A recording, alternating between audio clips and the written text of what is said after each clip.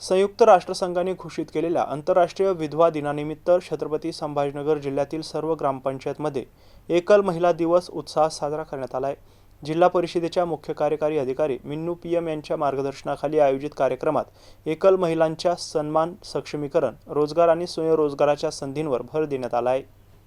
छत्रपती संभाजीनगर जिल्ह्यात आंतरराष्ट्रीय विधवा दिनाचा औचित्य साधत सर्व ग्रामपंचायतींमध्ये एकल महिला दिवस साजरा करण्यात आला। शासनाच्या एकल महिला धोरणाच्या पार्श्वभूमीवर आयोजित या उपक्रमात विधवा या शब्दाऐवजी एकल महिला ही संज्ञा वापरत महिलांचा सन्मान करण्यात आला। कार्यक्रमात महात्मा ज्योतिराव फुले त्यांच्या प्रतिमेचं पूजन करून त्यांच्या समाज सुधारक कार्याची माहिती देण्यात आली। तसेच एकल महिलांचा रोजगार, स्वयंरोजगार, बचत गटांमधील सहभाग आणि विविध शासकीय योजनांबाबत मार्गदर्शन करण्यात आलं। ग्रामसभांमधून एकल महिलांवर कोणतीही अपमानास्पद वागणूक होऊ नये यासाठी ठरावही मंजूर करण्यात आले।